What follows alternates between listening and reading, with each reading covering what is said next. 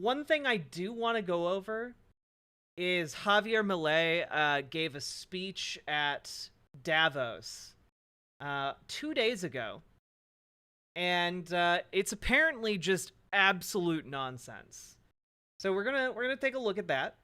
Um, we're also I'll also probably be giving you an option between like Steven Crowder and anarcho-capitalism like debate review, going over Milo Yiannopoulos versus Destiny that apparently happened like a month ago.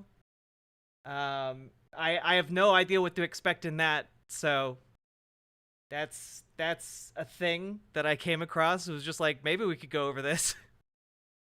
Is that the weird libertarian guy with the clone dogs?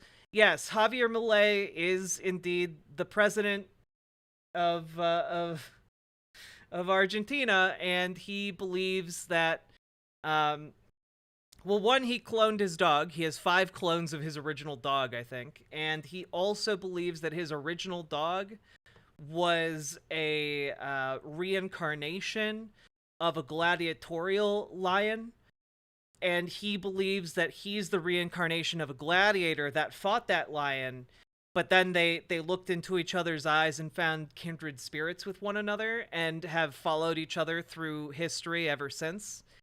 um and also he performs seances like every day uh with his dogs to like get their advice on how to run his political campaigns and now the country of Argentina. And also his sister is the first lady, and there's like another lady who's also kind of behind the scenes who I think is like his spiritual leader, who is also like BFFs with his sister, and it seems like they're both really running the country. And also he cosplays as as a literal ANCAP supervillain. So, um, yeah, he's very mentally unstable, like an unsexy Caligula. Kind of, I guess, when you put it like that. Yeah, when you put it all together in like a handful of sentences, boy, does it sound like they made a mistake down in Argentina. Yeah, he also has been like immediately upon getting into office, like slashing all of the social spending in Argentina. Like there's like no support for like homelessness or food insecurity, so people are literally starving to death on the streets. It's really bad. It's not good. Argentina was already not great. They're they're doing even worse. Therapy can fix this? I don't know about that. Um but with that preamble, let's go on and get see what he had to say to the World Economic Forum. Uh I'm sure it's very coherent and useful and not at all gibberish.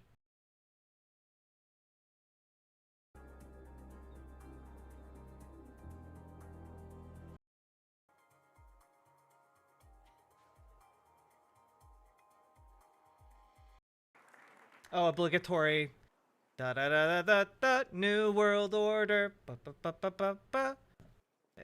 What that song.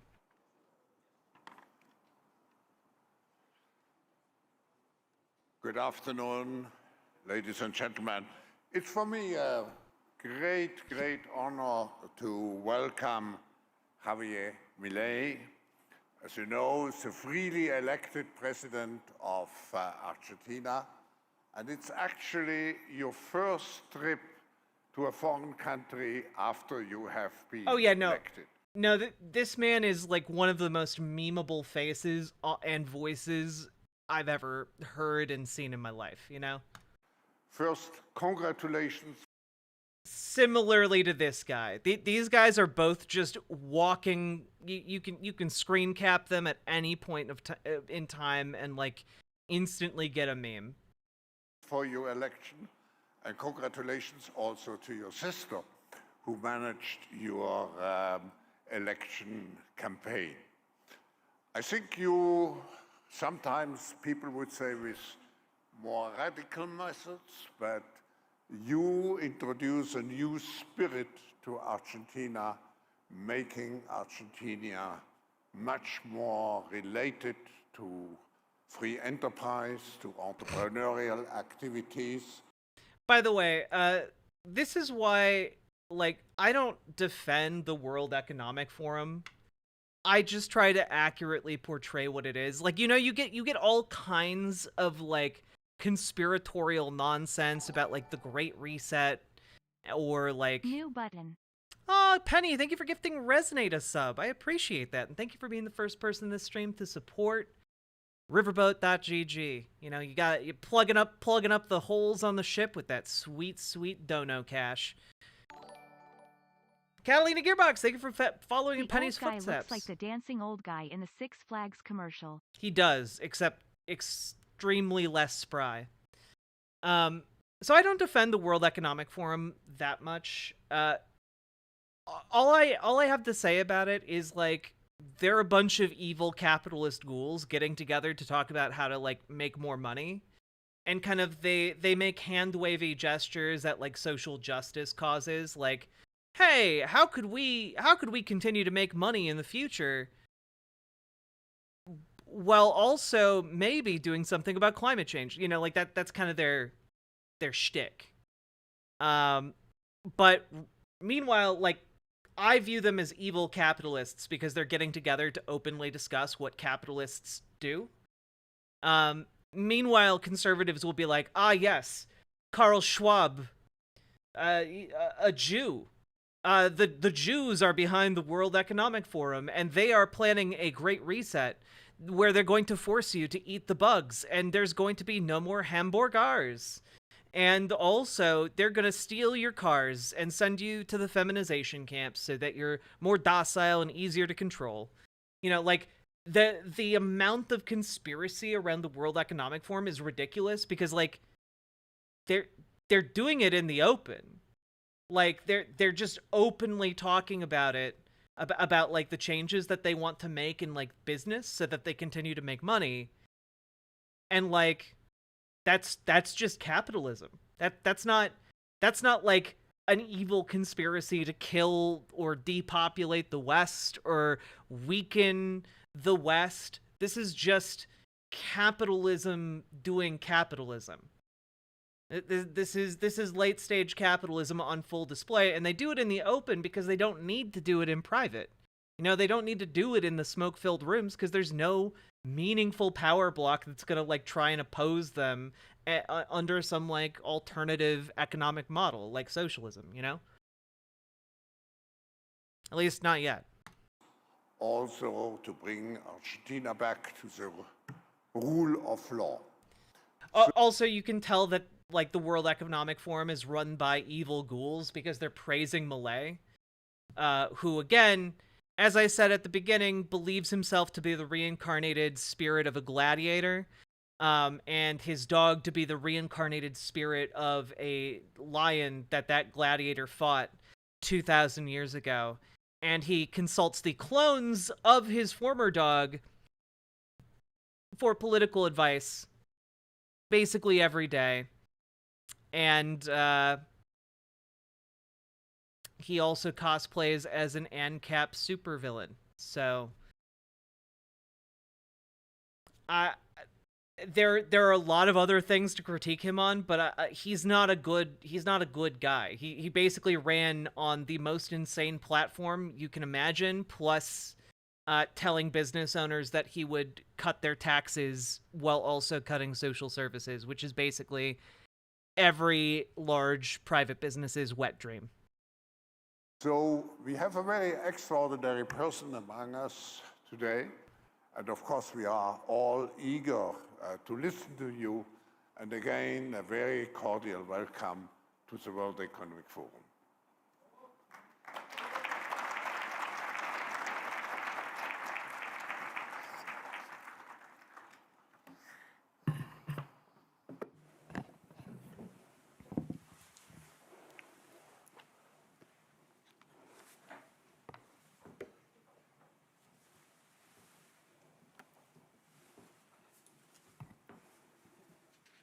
Buenas tardes. Good afternoon. Muchas gracias. Thank you very much. Hoy estoy acá Today, I'm here para decirles que Occidente to tell you está en that the peligro. Western world is in danger. Está en peligro porque And it aquellos que is supuestamente deben endangered defender because los valores those de who are Occidente supposed to have to se defend the encuentran values of the cooptados por West una visión del are mundo co-opted by a inexorablemente conduce al vision of the fascismo, world that en inexorably consecuencia, leads to a la socialism pobreza. and thereby to poverty. Lamentablemente, Unfortunately, en las últimas in décadas, recent decades, motivados por algunos deseos motivated interesantes de by querer some ayudar al prójimo well-meaning y otros por el deseo de individuals pertenecer a una willing casta to help privilegiada, others, and others motivated by the wish to belong to a privileged caste, the main leaders of the Western world have abandoned the model of freedom for different versions of what we call collectivism. We're here to tell you that collectivist experiments are never the solution to the problems that afflict the citizens of the world. Rather, they are the root cause. Do believe me, no one better placed. Ah, yes. Truly, the downfall of humanity is our instinctive desire to work together with one another to build a better world. Truly, that is the downfall of man. Indeed. The horror of helping others and learning how to share. And us, Argentines, to testify to these 2 points.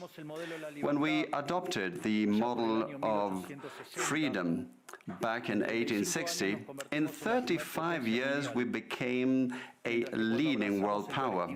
And when we embraced collectivism over the course of the last 100 years, we saw how our citizens started to... Over the course of the last 100 years? Like, Argentina had a military dictatorship, dude. What are you talking about? Like, literally had a dictatorship within living memory. Like 40 years ago. But that's not a collectivist society.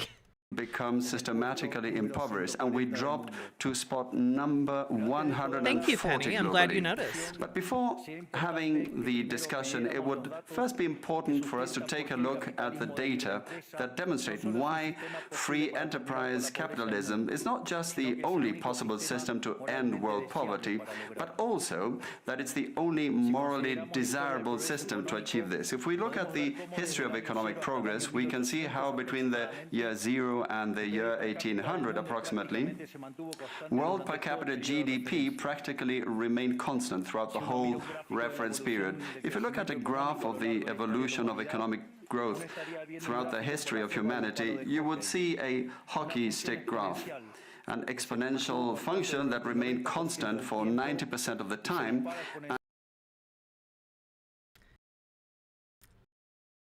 That's not because of capitalism, though? Like,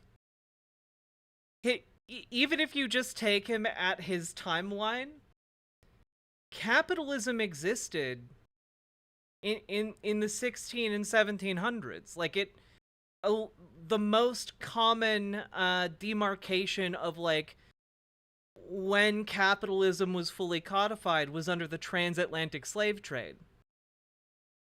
So, like, capitalism existed prior to the 1800s. The rise in, like, GDP is not attributed to capitalism, though capitalism was indeed preferable to feudalism. It's attributed to the Industrial Revolution. Like, that's the global imperative to industrialize. That's the increase in GDP was not because of the economic system. And which was exponentially triggered starting in the 19th century. The only exception to this history of stagnation was in the late 15th century with the discovery of the American continent. But for this exception, throughout the whole period between the year 0 and the year 1800, global per capita GDP stagnated. Now, it's not just that capitalism brought about an explosion in wealth from the moment it was adopted as an economic system. But also, if you look From the moment it was adopted? Because again, we had it 200 years prior to the 1800s minimum.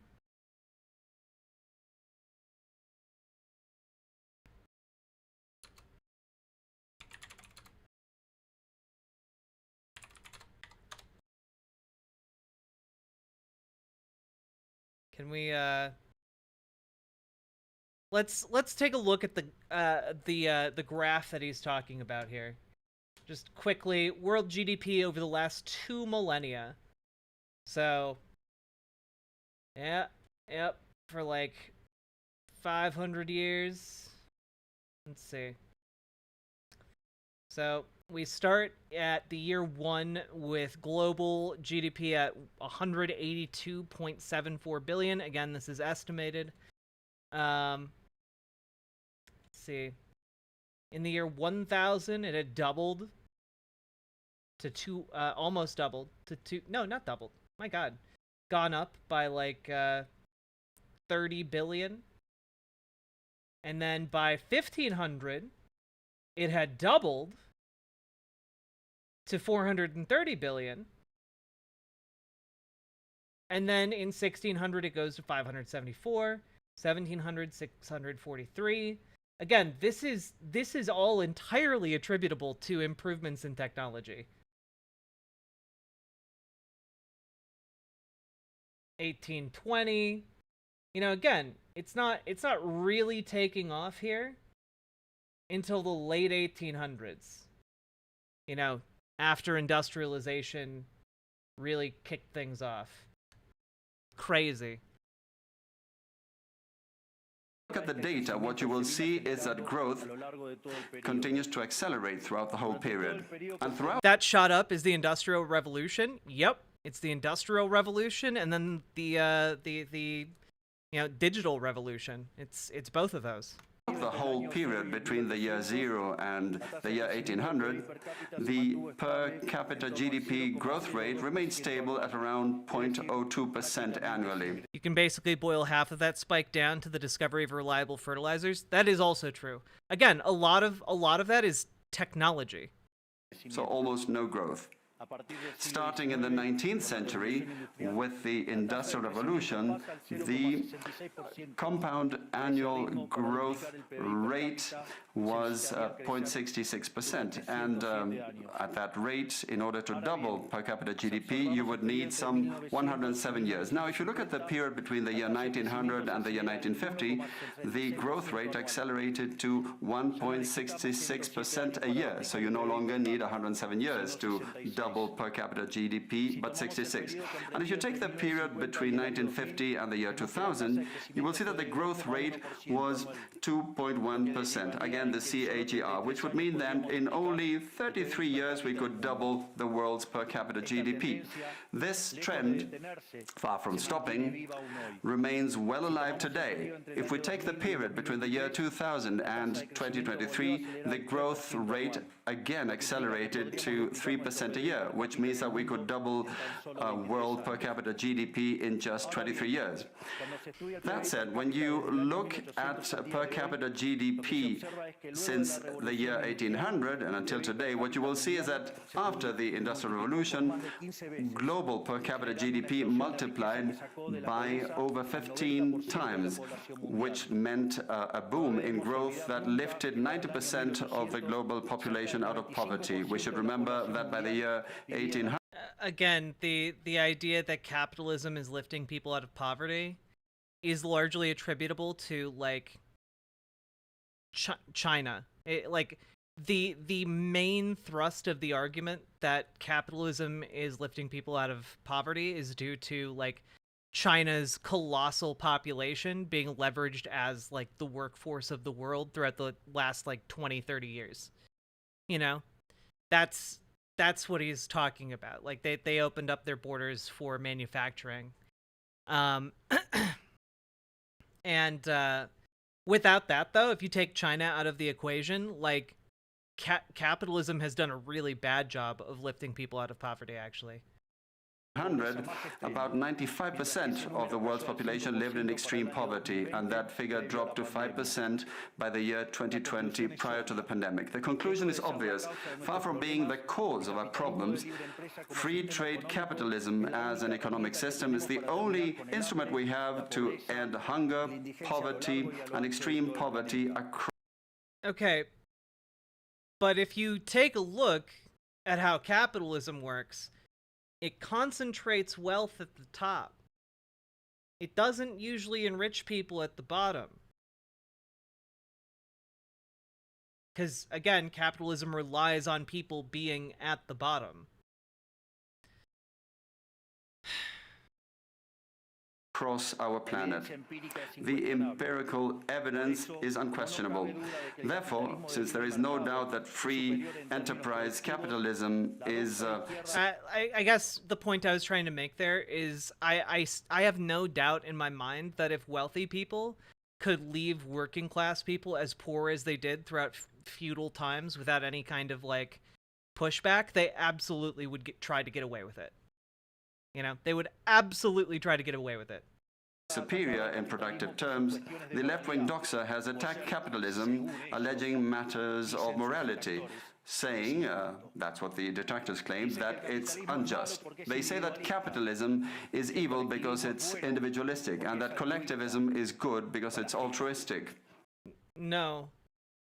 It's evil because it rips off the worker. Like, a wage is, by inherentness of being a wage, less than the value of the labor you're providing. Like, that's the thing. And that wage is set by the private owner of the company, who then gets to take the excess value of your labor and store it as money and hold on to it, you know? So the core criticism of capital is not that it's individualistic and that collectivism is altruistic. The argument is instead that capitalism is unjust because of its treatment of the, you know, vast majority of people who contribute to actually building the wealth.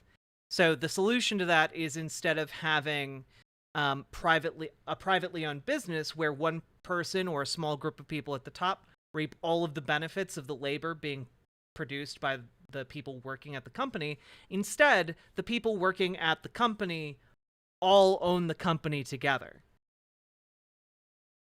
That's the argument. And then they can democratically decide what to do with the wealth, democratically decide how their labor should be used.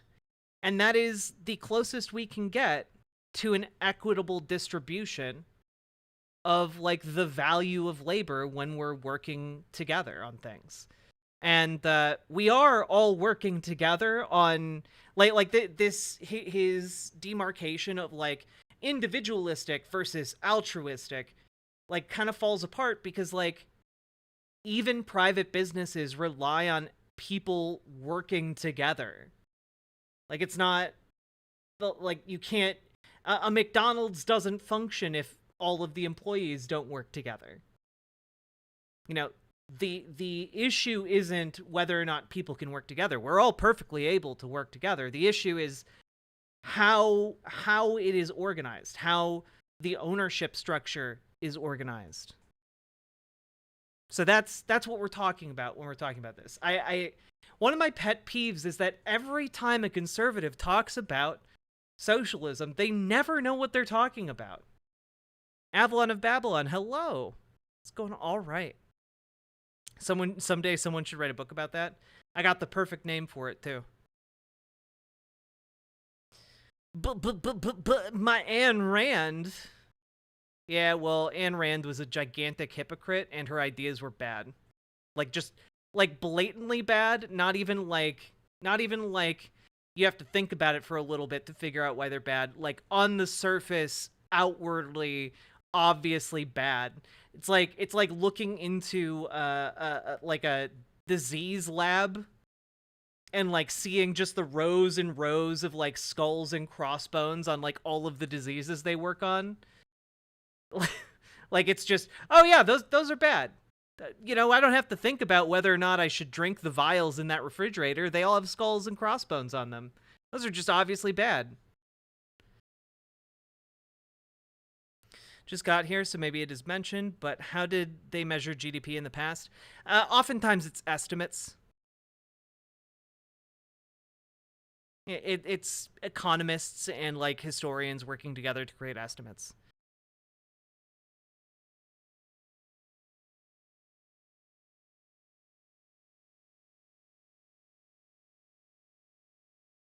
Of course, with the money of others. So they therefore advocate for social justice.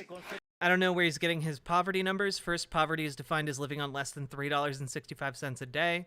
It was at 23% globally in 22. Yeah, I mean, he's just repeating the capitalist propaganda. You know, the main talking points are, you know, capitalism lifts the globe out of poverty. Capitalism is the best system we have. Economically, there's nothing else like capitalism. Socialism kills hundreds of millions of people whenever it's tried, etc., etc., etc. But this concept, which in the developed world became fashionable in recent times, in my country has been a constant in political discourse for over 80 years. The problem is that social justice is not just, and it doesn't contribute either to the general well-being. Quite on the contrary, it's an intrinsically unfair idea because it's violent. It's unjust because the state is financed through tax, and taxes are collected coercively. Or can any one of us say that they voluntarily pay taxes, which means that the state is financed through coercion? Yes. But not just the state. Capitalism itself is driven by coercion. If you don't work, you starve, you become homeless, you suffer, and then you die. Right? Like, what's always interesting to me is that a lot of libertarians and like anarcho-capitalists will acknowledge that like the state coerces you into paying your taxes, and thereby like the state is an unfair oppressor, whereas they will fight tooth and nail against the idea that like the same coercion exists under capitalism when it's enforced by like essentially putting your customers, prospective employees between a rock and a hard place. The example that I've typically given is like you arrive in a desert and one super company controls the only you know, spring water for 100 miles around, right? They have the only water reservoir. They own the water rights. Well, if you want to not die, you have to work for them, right? Because they have a monopoly on the water. And if they choose not to give you the water, you die. Effectively, what you've just created via monopoly on a necessary resource for daily survival is the ability to enslave anyone who comes there. You know? It is a Coconut Island like problem, I'll give you that. Yeah, I kind of like the Mad Max analogy for like libertarians and like anarcho-capitalists, because you can make it clear that like this would very easily become a method by which people could become enslaved, that like a thriving slave trade could exist. And you might say, oh, that's in violation of the NAP, but there's no one else around to enforce the NAP except for, like, possibly, like, coalition militias. But in which case, why wouldn't they simply band together permanently and seize whatever resources they wanted, you know? Effectively, anarcho-capitalism is a nonsense ideology, you know? Happy Friday, Charlie. Forced scarcity is also coercion. Exactly. Exactly. And that the higher the tax burden, the higher the coercion, and the lower the freedom. Those who True. So true, bestie. When you tax billionaires too much, you've really infringed on their freedom in a completely meaningful and large scale way, in a way that the poor could never truly understand. who promote social justice, the advocates start with the idea that the whole economy is a pie that can be shared differently. But that pie is not a given. It's wealth that is generated in what Israel Kirzner, for instance, calls a market discovery process. If the goods or services offered by a business are not wanted, the business will fail unless it adapts to what the market is demanding. If they make a good quality product at an attractive price, they will do well and produce more. So See, this is also a common myth about capitalism, which is this idea that merit determines what gets mass adoption. Except we know that's not true, right? We know that in modern times, right, like there will be apps or websites that pop up that offer like superior social media experiences, right? Those just get bought up by like Facebook or Twitter or, insert other social media company, right? And those good products get killed off by larger companies that have deeper coffers that offer inferior products. Like it's the same thing with, for example, Uber. The entire financial model of Uber is to offer dirt cheap, like rides anywhere you want to go around major metropolitan areas, right? And that's pretty attractive compared to like cab service. Like it seems like at first blush that they're offering you a really great product. Except their business model relies on running all of their competition out of business, and once their competition is out of business, they jack up all their prices. That's exactly how their business model works. Their business model is a massive bait and switch cash grab that relies on their financial backing having deeper pockets than the cash reserves of any taxi service that they might be competing with. Yeah, I remember $7 Lyft rides downtown. Yeah, like the prices have just kept going up. So the idea that superior products and services will win out is nonsense. We know that's not true. The most profitable products and services will win out, and there's a very big difference between what is profitable and what is quality. the market is a discovery process in which the capitalists will find the right path as they move forward. But if the state punishes capitalists when they're I remember when Instagram was good. I hit 10K on Instagram, and then they changed the algorithm, and I've never been able to figure it out since.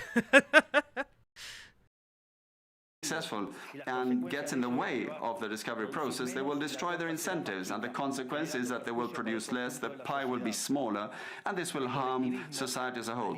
Collectivism, by inhibiting these discovery processes and hindering the appropriation of discoveries, ends up binding the hands of entrepreneurs and prevents them from offering better goods and services at a better price.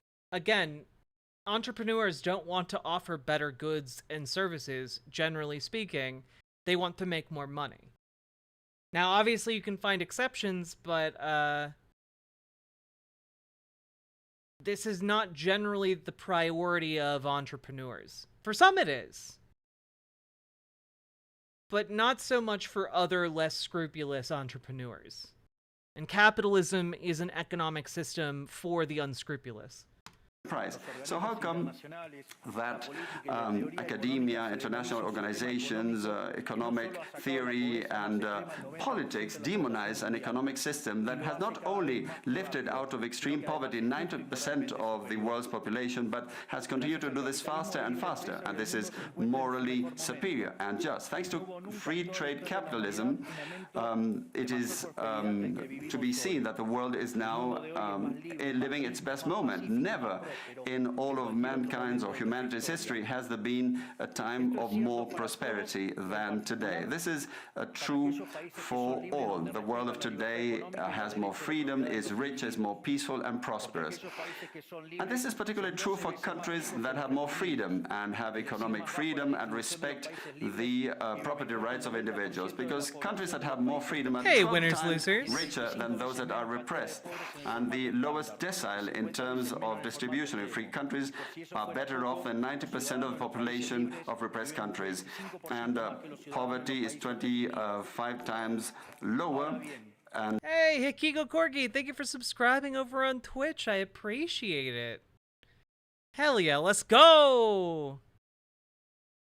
extreme poverty is 50 times lower, and citizens in free countries live 25% longer than citizens in repressed countries. Now, what is it that we mean when we talk about libertarianism? And let me quote the words of the greatest authority on freedom in Argentina, Professor Alberto Venegas Ledge Jr., who says that libertarianism is the unrestricted respect for the life project of others, based on the principle of non-aggression, in defense of the right to life, liberty and property.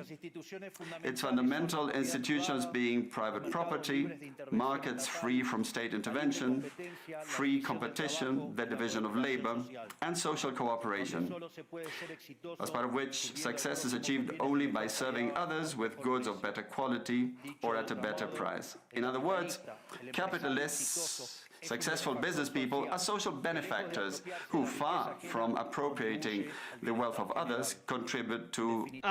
Yes. The private owner of a private company is clearly a social benefactor. Uh-huh. Mm-hmm. the general well-being. Ultimately, a successful entrepreneur is a hero. And this is the model that we are advocating for the Argentina of the future. Yeah, dog. If you start a snowmobile dealership, okay, and you're making $1 million a year, you're a goddamn hero. Apparently, you're able to afford that McMansion out in the middle of nowhere. You're a hero. What? How? A model based on the fundamental principles of libertarianism, the defense of life, of freedom, and of property. Now, if free enterprise capitalism and economic freedom have proven to be extraordinary instruments to end poverty in the world, and we are now at the best time in the history of humanity, it is worth asking why I say that the West is endangered. And I say this precisely because in those of our countries that should defend the values of the free market, private property, and the other institutions of libertarianism, sectors of the political and economic establishment, some due to mistakes in their theoretical framework and others due to a greed for power, are undermining the foundations of libertarianism, opening up the doors to socialism and potentially condemning us to poverty, misery and stagnation. It should never be forgotten that socialism is always and everywhere an impoverishing phenomenon that has failed in all countries where it's... This is not true, by the way. Is always and everywhere, right? He says it's always and everywhere a failure. Then how do you explain democratic worker co-ops, bud? Like, you have to answer for that. Like, how do you explain democratic worker co-ops that are able to compete with privately owned businesses under capitalism? Right now. They exist right now. In capitalist countries. You know? The oldest milling company in the United States is a democratic worker co-op. The Ocean Spray Company is a democratic worker co-op. Land O'Lakes, the dairy company, is a worker co-op. In fact, democratic worker co-ops are pretty common when it comes to farming and agriculture. The issue here is that a lot of people don't know that. But when you think about it, it makes a whole lot of sense. Farmers have their own capital that they use to run their farms. It is easier for them to do harvests if multiple farmers with multiple tractors and multiple sets of equipment are able to work together on their fields collaboratively. Like that helps them to be more efficient. And by working together, they can like collaboratively set their prices, and they can decide what to do with their excess labor. They can treat each other more kindly than the free market might otherwise treat them if they were going solo, right? This is well known as a phenomenon amongst small businesses that are already come kind of equipped with their own capital, right? This is a not infrequent occurrence. The main thing that is the barrier to democratic co-ops coming into existence, there are a couple things that prevent them from becoming the norm. Even though we have research on them that shows that people who work at a democratic co-op and have agency in the company have better pay, they have better working conditions, they're happier, they have more stable employment, their jobs are never moved overseas, and the companies that they work for tend to be pretty forthright and honest with both their own workers and also with the government to which they pay taxes, right? So, because, you know, they want to be able to pay for roads and, like, the local schools and stuff. This is well known, actually. We have research on this. Now, the criticism of, well, you don't have enough research on it. Okay. So let's invest in democratic co-op startups and get more research on them, huh? Right? So this is why I talk about bringing back the concept of postal banking, and by bringing back postal banking, you can create a launch pad for loans that specifically target democratic worker co-ops to both get more data on co-ops and also provide easily banking services to every person in the United States. Because right now, there are some places that simply do not have access to banking. And that is not great. If you've ever been in a place where you can't access a bank, it can make your life really hard. We had postal banking until around the 1960s in America. Basically, all it does is it turns every post office into a bank. And if we did that, then that could be the vehicle we use to encourage democratic worker co-op adoption on the small business level. And we can use that to get more data on how to better run democratic co-ops, what structures work best, what structures don't really work so good, etc. Right? We've had hundreds of years to develop those structures for privately owned businesses, not so much time to develop them for democratically owned businesses, right? Does the US have credit unions? Yes, we do. But they're also rare. On top of that, once we have a lot of that information, I think it would be a great idea to impose some of Bernie Sanders' proposed legislation to, if a company fails and it needs a massive government bailout, well, that company gets turned into a democratic worker co-op. Democratic worker co-ops tend to be a lot better with their money than privately owned businesses that are just trying to force a return for their investors. Additionally, I like Bernie Sanders' proposed legislation that would give kind of the right of first refusal to workers. Anytime a business owner would want to sell their company, they would first have to offer it to their workers. And I think that's a really fair deal. You know, the workers are the ones putting in all their time and effort into making that company what it is. And if a private business wants to sell, they should have the first right to be able to buy it. So those are like, in a nutshell, like, if you were to ask me how I would want to transition the US to a socialist system, it would be by creating what I call the legislative vice, which is a system that would be relatively hard for Republicans to undo in the future, i.e. postal banking, which could be self-funding and therefore untouchable and uncuttable, really, to by Republican legislators in the future. And that would be one half of the vice slowly pushing up on private business, and then the other half of the vice is just automatically enacted legislation whenever a private business wants to sell or whenever a private business fails. And we know that private businesses fail at a colossal rate, especially compared to democratic co-ops. So the idea would be, over time, you transition to a democratically owned economy, effectively. That would be how you do it.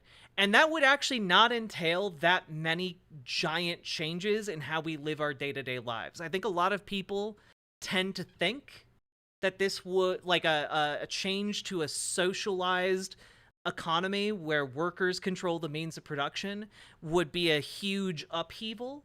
But I don't think it necessarily has to be that. I think there's a way we can transition to that in a relatively peaceful, orderly manner that, like, benefits all of us as it goes.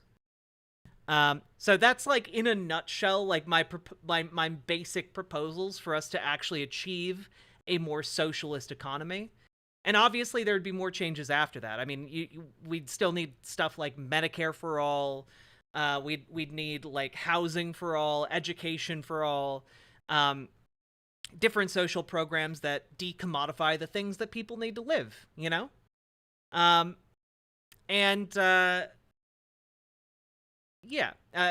This is just kind of like, what would our first steps be towards actually making a democratic economy? If we can sweep the Congress this year, would that be possible? Or is Bernie still on the blacklist? I mean, I don't know how likely it is that we're going to sweep Congress, especially with Joe Biden being intolerable when it comes to the war in Gaza, the genocide in Gaza. So we'll have to see. The main thing is I don't see a whole lot of Democratic politicians talking about it. Talking about, like, postal banking or, like, democratic co-op businesses. But one of the things that I want to do with my platform as we go forward and grow larger and more influential, I want to be able to inject these ideas into the mainstream. You know, be able to, like, convince people that, hey, actually democratically owning, like, a business with your fellow workers is infinitely preferable to working for a private business. And I think that there's a very solid case and a very solid argument for that. And I think in the long run, we can create systems that would slowly and inexorably change our economy into one where the workers own the means of production. Hey, blind shots. That'll never happen. I mean, maybe not. There was a time when humanity could not imagine a life without a king as a divine figurehead. You know? Wasn't that long ago. But now we know that kings die, kings bleed, and even emperors can lose their power. So, with that in mind, I think we have a pretty good shot at changing the future, especially in a democracy. So anyway, Exactly, Fastwalker. It certainly won't happen if no one tries. And I intend to try. Hey, Sweet Myths. Thank you very much for the vinyl you sent me. I really enjoyed listening to it, and I'll probably listen to it a couple more times tonight. I feel like I look kind of raggedy today. My hair is being all crazy.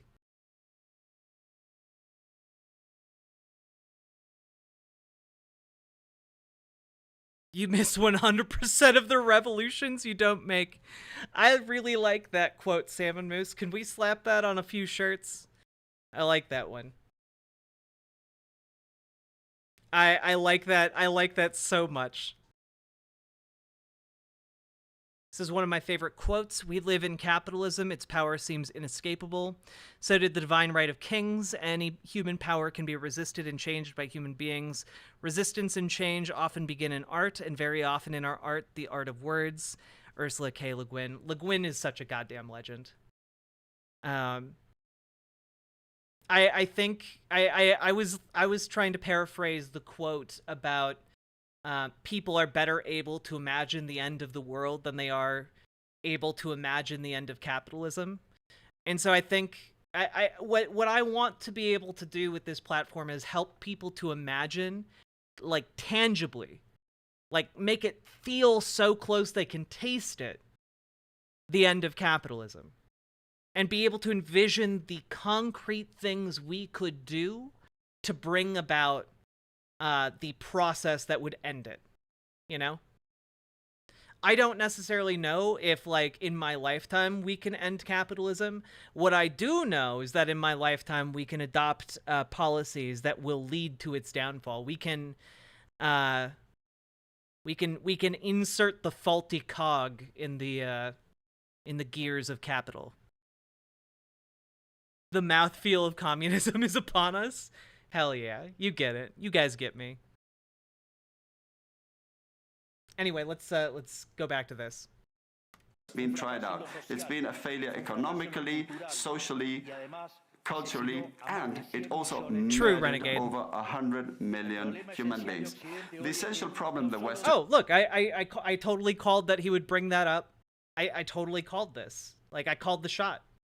Like 10 minutes ago. Again, I do not believe that state capitalism is socialism. If the workers in, like, a factory don't collectively own the factory, I don't consider that socialism. I don't even that's still not in the same ballpark of what we're even talking about when we're talking about socialism or communism. Centralizing the economy doesn't make something socialist or communist. That's just a centralized economy, and centralized economies can operate on capitalist lines. The entire premise of the centralized economy being socialist or communist was that the government would perfectly represent the will of the people, and obviously that never happened in, like, Russia or China. Obviously, that what we saw was the centralization of the economy, certainly, but then it operated on capitalist lines for the empowerment of the state. You know? Socialism will never be in this country. I got bad news for you, blind shots. It's already here. There are already democratically owned businesses in the United States. So I'm sorry to break it to you. It's already here.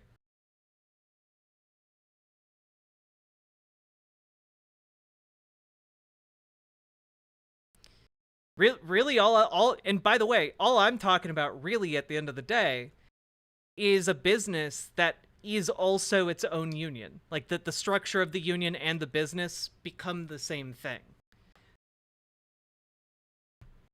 And we have plenty of unions in America. We just don't need we don't need to double up on the bureaucracy, which is what private businesses do. Today, it's not just that we need to come to grips with those who, even after the fall of the Berlin Wall and the overwhelming empirical evidence continue to advocate for impoverishing socialism. But there's also our own leaders, thinkers, and academics who, relying on a misguided theoretical framework, undermine the fundamentals of the system that has given us the greatest expansion of wealth and prosperity in our history. The theoretical framework to which I refer is that of neoclassical economic theory, which designs a set of instruments that unwillingly, or without meaning to, ends up serving the intervention by the state, socialism, and social degradation. The problem with neoclassicals is that the model they You know, it's always interesting to me. They always have to slip in the social degradation part. What he's talking about there is he's talking about gays. He's talking about gays existing and not procreating like they're supposed to. He's talking about like trans people existing and not being able to procreate like that they're supposed to. You know, that's his argument. His argument is socialism is turning the working people gay. in love with does not map reality, so they put down their mistakes to supposed market failures rather than reviewing the premises of the model. On the pretext of a supposed market failure, regulations are introduced which only create distortions in the price system, prevent economic calculus, and therefore also prevent... He's a fascist? Well, yeah, most anarcho-capitalists have bamboozled themselves into thinking that they're in favor of individual freedoms, while in reality they support a system that is either directly fascistic or would eventually become like a feudal, a scramble of feudal warlords, you know? That's effectively what they advocate for, you know? Yeah, it's just replacing the king with a CEO, you know? Like when Walmart can hire a mercenary army to go and mow down Target employees, like that's effectively what we're talking about. Is this the ANCAP guy? Yes, this is the ANCAP guy who like communes spiritually with his 5 clone dogs, with the spirit of his original first dog, who himself was a reincarnation of a gladiatorial lion from 2,000 years ago. He communes with them for his policy decision making. Yeah, most hinged ANCAP, by the way. Saving, investment, and growth. This problem lies mainly in the fact that not even... Oh yeah, I think this lady is his sister too. I might be wrong about that, but I know his first lady is his sister. So you know that. I don't know. Maybe she has to help him get out of the washing machine or the dryer sometimes. I don't know how that works. Supposedly libertarian economists understand what the market is, because if they did understand, it would quickly be seen that it's impossible for there to be something along the lines of market failures. The market is not a mere graph describing a curve of supply and demand. The market is a mechanism for social cooperation, where you voluntarily exchange ownership. What are you doing, step president? No.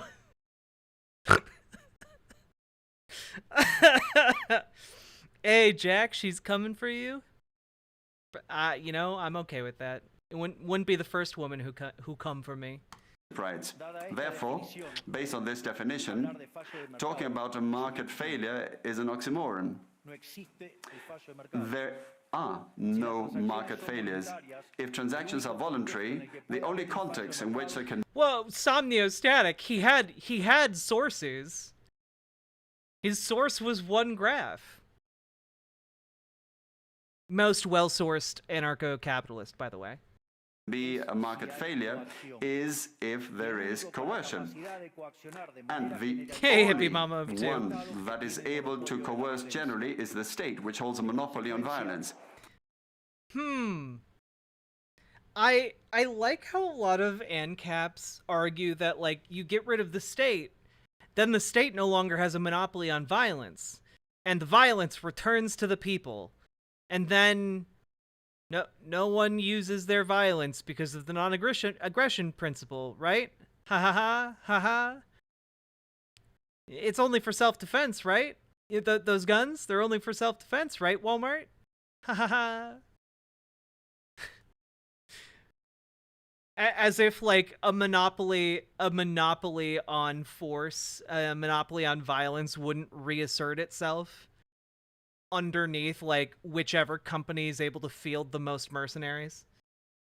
Consequently, if someone considers that there is a market failure, I would suggest that they check to see if the state intervention involved. And if they find that that's not the case, I would suggest that they check again, because obviously there's a mistake. Market failures do not exist. An example of these so-called market failures described by the neoclassicals are the concentrated structures of the economy. However, without increasing returns to scale functions, whose counterpart are the concentrated structures of the economy, we couldn't possibly explain economic growth since the year 1800. I love that like as human society has advanced throughout like centuries and like slowly, inexorably, we pulled ourselves out of feudalism into a marginally better system called capitalism. And like as we're eyeing pulling ourselves to an even better system than that, some people like are doing like the you're walking with their hand around arm around capitalism, but then they look back at feudalism and like, damn girl, you looking good. You looking good. That booty down for some prima nocta? Like that's really what they do. And then they also, they want to slip in removing the age of consent in there because ANCAPs. Until today. Isn't this interesting? Since the year 1800 onwards, with population multiplying by 8 or 9 times, per capita GDP grown by over 15 times. So there are growing returns, which took extreme poverty from 95% to 5%. However, We have about 10 minutes left, Ms. Drizzlin, so you missed about 20 minutes of it, but you can catch it in the VOD. the presence of growing returns involves concentrated structures, what we would call a monopoly.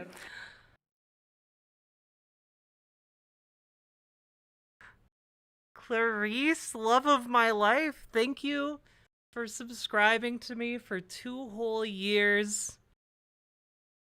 And yeah, happy 2-year anniversary of us meeting on the internet. I love you a lot. Thank you. That's the love of my life right there. Not this guy. This guy's not the love of my life, but Clarice is. Love her a lot.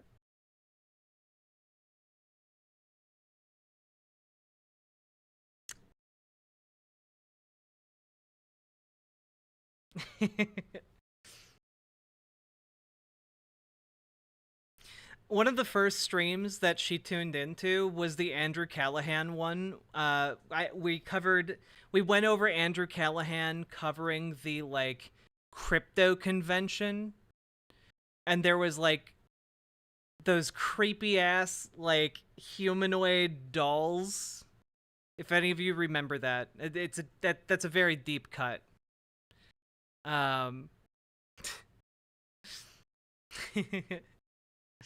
I love you too.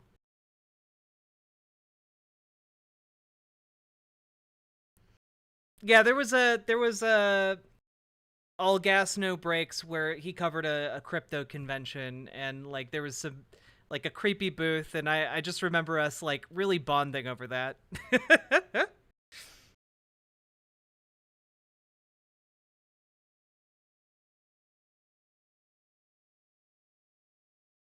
All right, let's finish this. How come then that something that has generated so much well-being for thanks, the CN. neoclassical theory is a market failure? Neoclassical economists think outside of the box. When the model fails, you shouldn't get angry with reality, but rather with the model and change it. The dilemma faced by the neoclassical model is that they say they wish to perfect the functioning of the market by attacking what they consider to be failures, but in so doing, they don't just open up the doors to socialism, but also go against economic growth.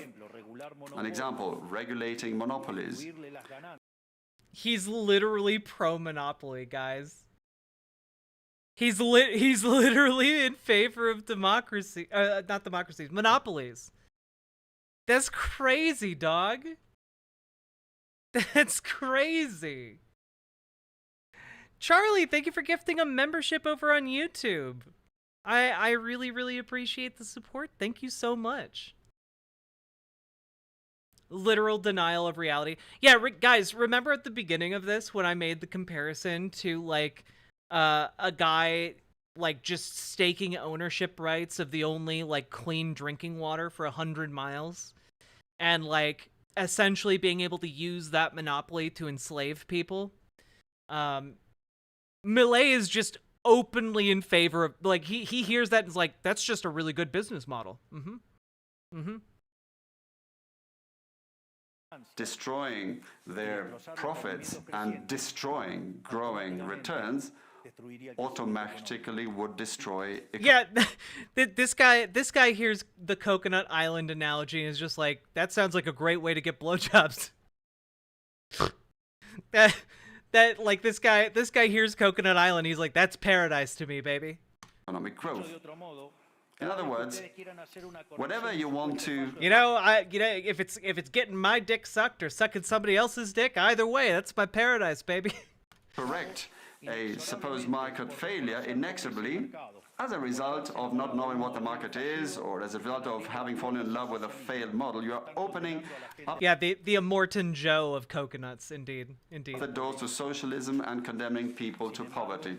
However, faced with the theoretical demonstration that state intervention is harmful and the empirical evidence that it has failed couldn't have been otherwise, the solution to be proposed by collectivists is not greater freedom, but rather greater regulation, which creates a downward spiral of regulations until we're all poorer and the life of all of us depends on a bureaucrat sitting.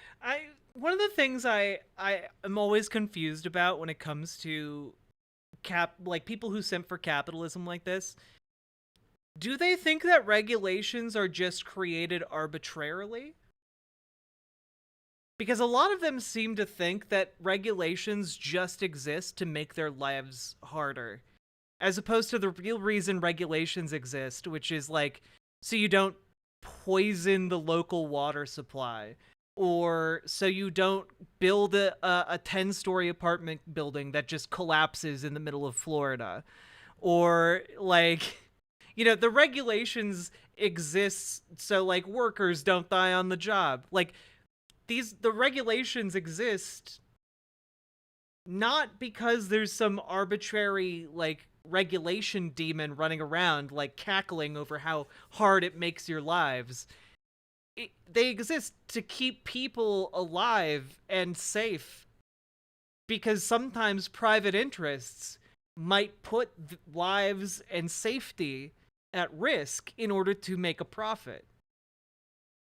Which is all well and good until suddenly the local water supply is filled with lead and there's nothing you can do about it, and it's poisoned for the next 150 years.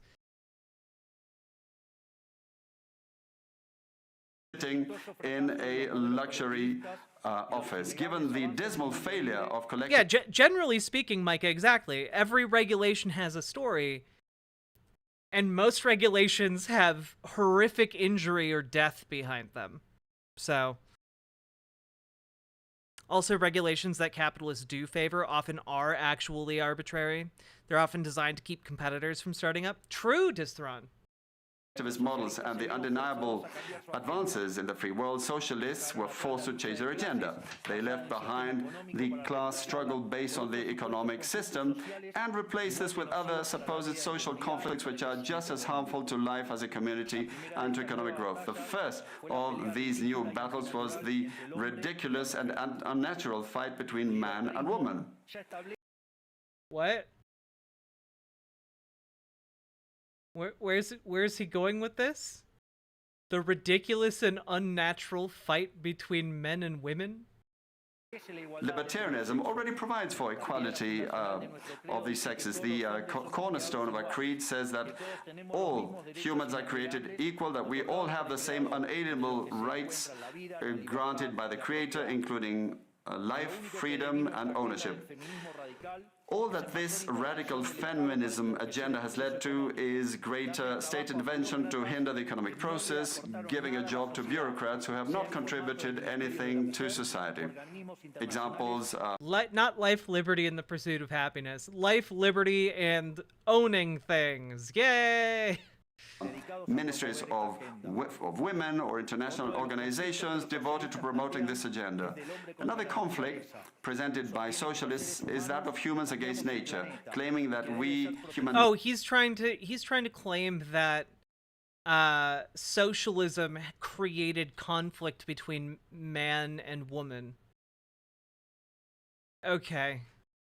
Beings damage the planet, which should be protected at all costs, even going as far as advocating for population control mechanisms or the bloody abortion agenda. Unfortunately, these harmful ideas have taken a strong hold in our society. Yeah, he's a libertarian. You know, he's an anarcho-capitalist who's in favor of using the state to enforce, do state-enforced birth in Argentina.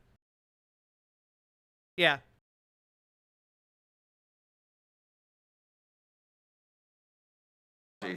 Neo-Marxists have managed to co-opt the common sense of the Western world, and this they have achieved by appropriating the media, culture, universities, and also international organizations. The latter case is the most serious one, probably, because these are institutions that have enormous influence on political and economic decisions of the countries that make up the multilateral organizations. Certain powerful minority groups are controlling these multinational organizations, huh? Certain ones. Like, I can practically see the parentheses around what he's talking about. Fortunately, there's more and in more... case anyone's wondering, he's talking about the Jews. He's talking about the Jews controlling the world. He's JQing. He's doing the Nazi thing. Of us who are daring to make our voices heard, because we see that if we don't truly and decisively fight against these ideas, the only possible fate is for us to have increasing levels of state regulation, socialism, poverty, and less freedom, and therefore will be having worse standards of living. Yeah, like, his argument here is basically there's a group of secretive people behind policies designed to make all of your lives worse so that you're easier to control. This is literally the Nazi conspiracy. This is the talking points that led to the Holocaust. Like, Hitler almost verbatim said this kind of thing about, you know, international banking, i.e. international Jewry. That's what the phrase was at the time, I believe. Like, he's just doing it without saying those explicit words. But anyone in let me tell you, anyone in the Nazi community absolutely knows what he's talking about right now. The West has unfortunately already started to go along this path. I know to many it may sound ridiculous to suggest that the West has turned to socialism, but it's only ridiculous if you only limit yourself to the traditional economic definition of socialism. The West has already fallen to socialism. That might sound ridiculous, but that's only because you're using the actual definition of socialism. Allow me to make up my own definition of socialism out of whole cloth, on the fly. Well, the thing is, Bisadu, the World Economic Forum is made up of liberals, but their predominant aim is to profit. Because the more important unifying factor of the World Economic Forum is capitalism and making money. They don't care if this guy is a fascist. They just want to be able to use him and his ideas to potentially make more money. The same way, like, when they invite Greta Thunberg, they don't actually care about, like, being green companies. You know, maybe some of them do, in, like, some of the cogs in their machines care about that. That's entirely possible. But the people who are coming here and, like, building new business models don't care about greening the earth. They care about using that to make more money. You know, whether it's a left-leaning, like, pro-capitalist or a right-leaning pro-capitalist, the unifying factor, or, like, even a fascist pro-capitalist, they don't care as long as they're pro-capitalist, because this entire exercise is for capitalism, you know? Which says that it's an economic system where the state owns the means of production. This definition CN, are you saying, do you not know? Do you not know? Do you not know that this man literally has a superhero costume that he's worn to many events? This man literally dresses up as an anarcho-capitalist supervillain. Yeah, Avalon of Babylon, you might have missed the opening part where I walked over, like, his entire, like, crazy, like, messaging. He does this. He also uses a psychic to commune with his 5 dogs to decide on matters of policy. His 5 dogs are clones of his first dog, and he believes firmly, deeply, and truly that his first dog was the reincarnated spirit of a lion that he met in a gladiator arena 2,000 years ago. And he also believes that he's a reincarnated gladiator from 2,000 years ago. And also, his sister is his first lady. So, yeah. Can we, I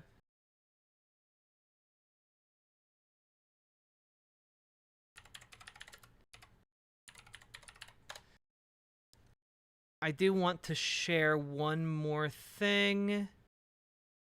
If I can find it.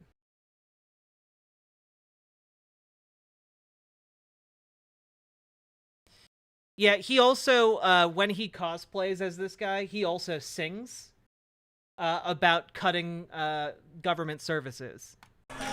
Gastar y gastar y gastar y gastar, esa es nuestra regla fiscal. Y si los ingresos no aguantarán más, iremos al Banco Central. Y eso será inflacionario, y eso será inflacionario. Si no le aflojan al gasto, entonces la crisis vendrá. ¡Viva la libertad, carajo! Un aplauso grande para Javier. Yeah, that's a whole thing. I'm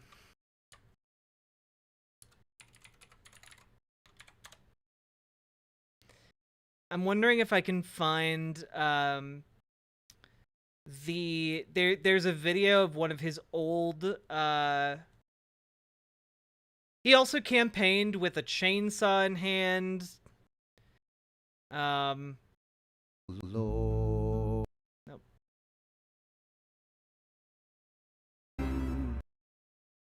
Okay, we also need the video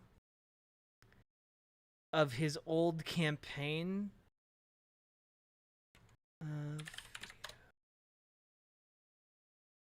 Do we have that?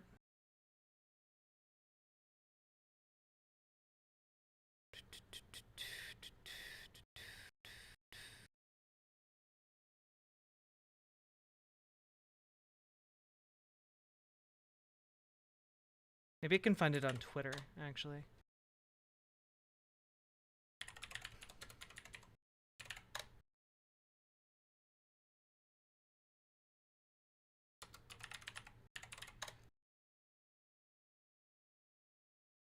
Is this it? Yes, this is it.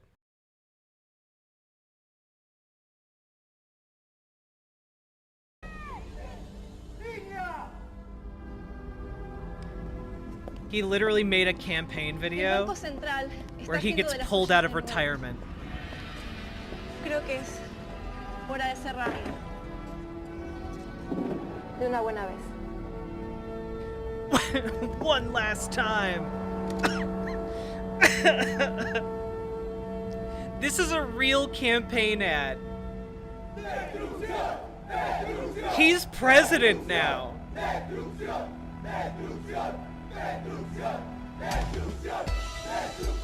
Yep. That's Thor's hammer. That's a Thor's hammer replica.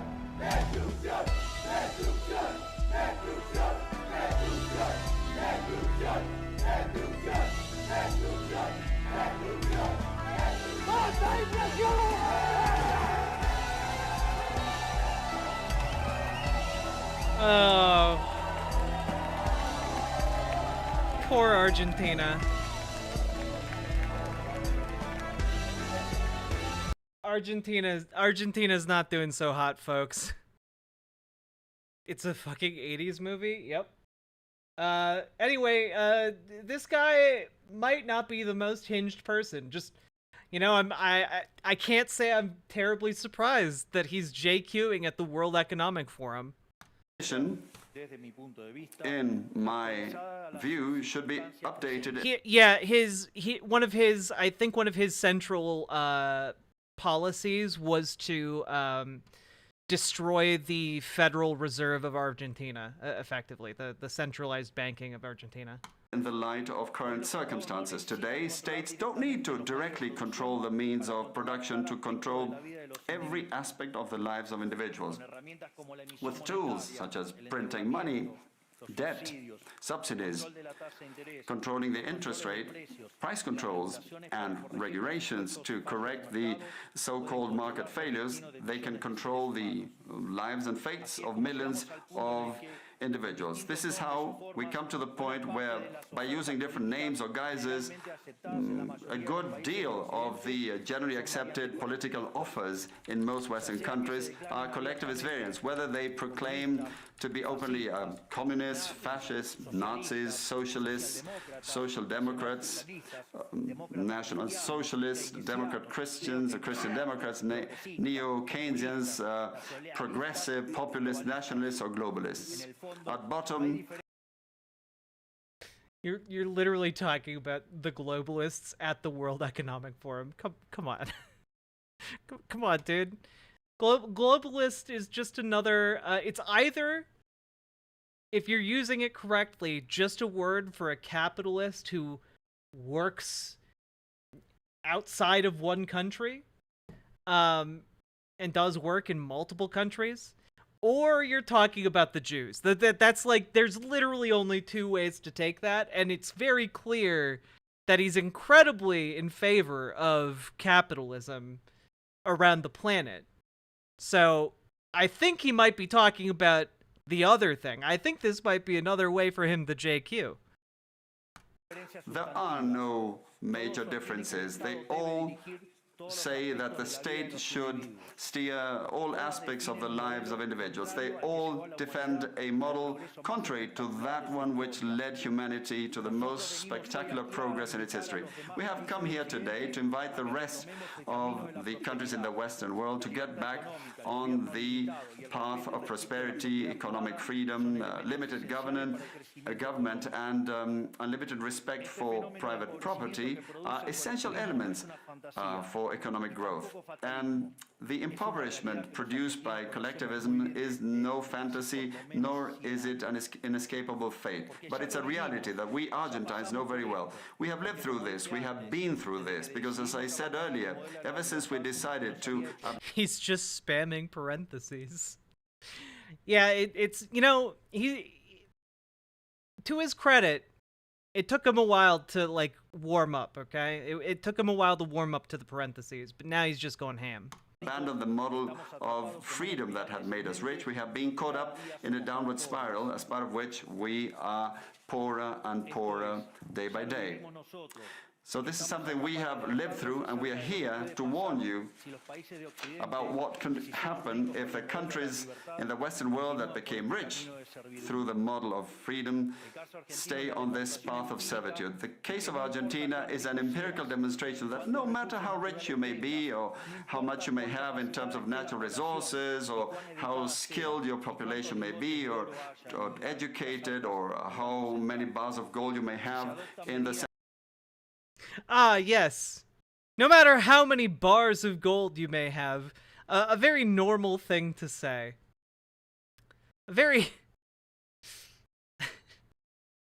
I know he's about to go on to talk about, like, the central bank or whatever, but, like, I had to do it. Central bank. If measures are adopted that hinder the free functioning of markets, free competition, free price systems, if you hinder trade, if you attack private property, the only possible fate is poverty.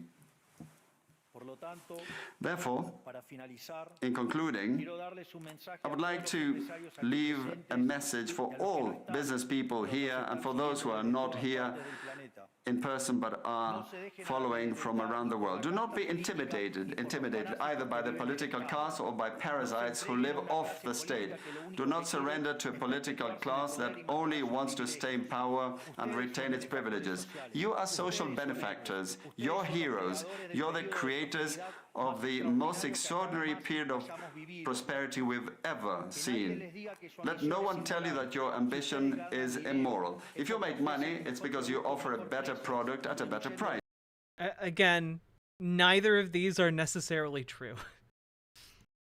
Thereby contributing to general well-being. Do not surrender to the advance of the state. The state is not the solution. The state is the problem itself. You are the true protagonists of this story.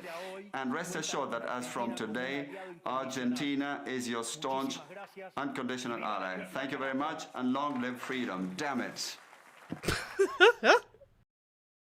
I really hope the end of this, that damn it, I really hope that wasn't Milei and that was just the translator, like, just, like, throwing off their headpiece.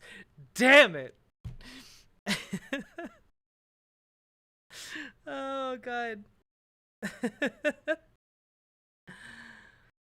Oh, what a crackpot, dude. But see, like, this room isn't full of fascists. It's full of neoliberal/liberal capitalists, you know? And they did, oh, yeah, he's just talking about the free market, haha. Because all they care about is making money, you know? That's what this entire thing is about. It's about making money. That's capitalism.